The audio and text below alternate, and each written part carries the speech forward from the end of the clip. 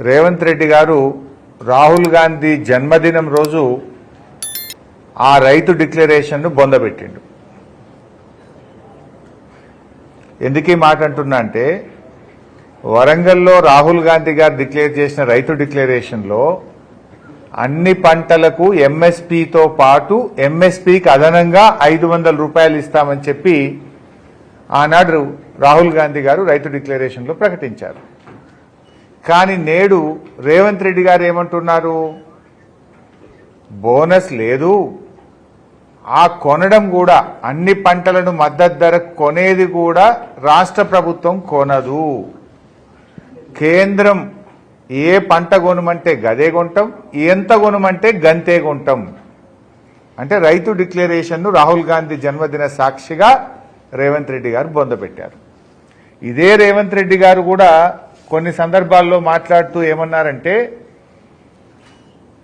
ఎంతన్నా వడ్లు పండించండి, పండించిందంతా కొంటాం అని ఈయన కూడా చెప్పాడు.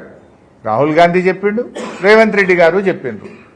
కానీ నిన్న కేబినెట్ సమావేశం తర్వాత ఉత్తమ్ కుమార్ రెడ్డి గారు ఏం చెప్పిండ్రు, కేంద్రం చెప్పిందే కొంటాం, ఎంత కొనమంటే అంతే కొంటామన్నారు. ఒక్కసారి వారి మాటలు చూసిన తర్వాత నేను మిగతా విషయాల్లోకి వెళ్తాను.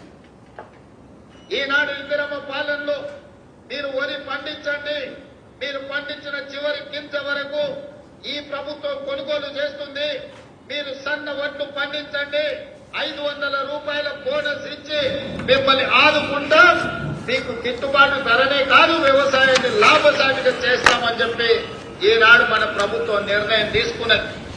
ఇకపై కేంద్రం ఏ పంట ఉత్పత్తులకు ఎంఎస్పీ నిర్ణయించి కొనుగోలు చేస్తుందో ఆ పంటలను అంతే కోటాలో రాష్ట్ర ప్రభుత్వం తరఫున కొనుగోలు చేయాలని నిర్ణయం తీసుకున్నాం. అంటే కేంద్రం ఎంఎస్పీ నిర్ణయించిన పంటలు ఎంత కొనమంటే గంతే కొంటాము అంటుండు. ఇవ్వ దాన్ని నువ్వెందుకు, రాష్ట్రం ఎందుకు, రాష్ట్ర ప్రభుత్వం ఎందుకు, నీ రైతు డిక్లరేషన్ ఎందుకు?